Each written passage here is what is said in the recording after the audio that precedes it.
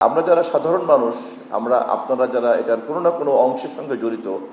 অথবা পূর্ণাঙ্গ বিষয়টার সঙ্গে জড়িত, আমি আপনাদের কাছে এই কথাই বলে রাখবো যে মানুষ কিন্তু আসলে খুব দ্রুত প্রত্যাশা করছে যে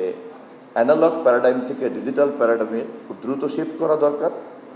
এবং এই ইকোসিস্টেমের মধ্যে যে নতুন নতুন সম্ভাবনাগুলি আছে সেগুলি খুব দ্রুত চিহ্নিত করে সেইখানে সমস্ত ধরনের মনোযোগকে বিনিয়োগ করা দরকার।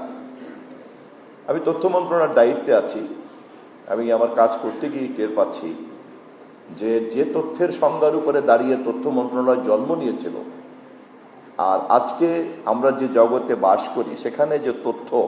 বলতে যা বোঝায় একটা বিরাট গুণগত পার্থক্য তৈরি হয়ে গিয়েছে। আমরা মাত্র কিছুদিন আগেও গণমাধ্যম বলতে যা বুঝতাম আর এখন গণমাধ্যম বলতে যা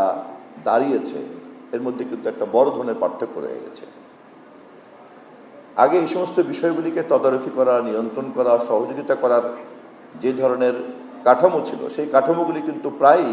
এখন অচল হয়ে দেখা দিয়েছে। একসময় কিন্তু শুধুমাত্র ছিল তথ্য প্রবাহের চ্যালেঞ্জটাই ছিল প্রবলেম, যে কারণে আমাদের দেশে প্রেস ফ্রিডমটাই কিন্তু সবচেয়ে পপুলার একটা ইস্যু ছিল এবং এটা ছিল সবচেয়ে বড় সমস্যা। রাষ্ট্র এবং বিভিন্ন মহল তথ্য প্রবাহে বাধা দেয়, সাধারণ মানুষ তথ্য পায় না। এখন কিন্তু সমস্যা হচ্ছে তথ্যের ফ্লো। এখন কিন্তু অপতথ্য এবং ভুল তথ্যের হাত থেকে মানুষকে রক্ষা করা বা রক্ষা দেওয়াটাও কিন্তু এটা একটা অধিকার। অতএব এখন যখন মানুষ তথ্যের অধিকারের কথা বলে সে কিন্তু অপতথ্যের হাত থেকে সুরক্ষার অধিকারটাও কিন্তু চায়। ফলে এরকম পরিস্থিতিতে যখনই তাকে আমি মিস ইনফরমেশন থেকে, ডিসইনফরমেশন থেকে সুরক্ষা দিতে পারবো না অথবা এই বিষয়ে মনোযোগ না দিয়ে শুধুমাত্রই অবাধ তথ্য প্রবাহের ক্ষেত্রেই যদি মনোযোগটা দিই তাহলে কিন্তু দেখা যাবে যে অপতথ্যের এবং বিকৃত তথ্যের কারণে সমাজ, রাজনীতি, কাঠামো, অর্থনীতি সবকিছুতে একটা ভয়াবহ সমস্যা তৈরি হয়ে যেতে পারে। আমাদের সকলেরই জ্ঞান, বুদ্ধি, চোখ দিয়ে আমরা কিন্তু চলমান এই বিশ্বের যে এখনকার সংকট, সেই সংকটের দিকে যদি তাকাই তাহলে এটা কিন্তু খুব অবাক হওয়ার মতো হবে না যে বিশ্বের বড় বড় ঘটনা অথবা দুর্ঘটনা জন্ম নেওয়ার আগে একটা পারসেপশন ম্যানেজমেন্টের কোর্স চলে এবং সেই পারসেপশন ম্যানেজমেন্টের কোর্সের ইনস্ট্রুমেন্ট হিসেবেই কিন্তু ব্যবহৃত হচ্ছে এই কমিউনিকেশন সিস্টেম। ফলে আধুনিক রাষ্ট্রকে যদি কল্যাণমূলক রাষ্ট্রে পরিণত হতে হয় তাহলে তার আগের দায়িত্বের চাইতেও খুব বড় দায়িত্ব হিসেবে দেখা দিয়েছে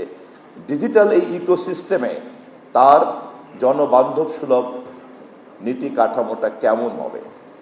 তার ট্যাক্স কাঠামোটা কেমন হবে, তার প্রযুক্তিগত কাঠামোর সর্বশেষ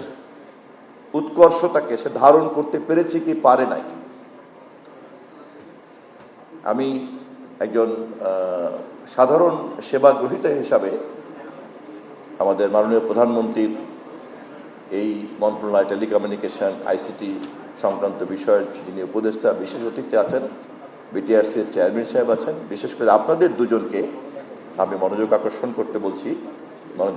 করছি যে আপনারা যত দ্রুত এই বিষয়গুলির দিকে মনোযোগ দিয়ে সময় উপযোগী কাঠামো সংস্কার করতে পারবেন তত দ্রুত এই সেক্টরের সমস্ত সম্ভাবনাগুলি কাজে লাগবে, মানুষ সর্বোত্তম সেবাটা পাবে এবং মাঝখানে আপনাদের মতো ইন্টারনেট সার্ভিস প্রোভাইডার যারা এই ট্রেডে আছেন ওনাদের মতো এই ধরনের উদ্যোক্তারা তখন একদিকে তাদের উদ্যোগটাকে যেমন লাভজনক করতে পারবেন, অপরদিকে সরকার এবং রাষ্ট্র এর উদ্যোগের সেবাটাও মানুষের কাছে পৌঁছে দেওয়ার জন্য তাদের উদ্যমী শক্তি তখন আরো বেশি কাজে লাগবে।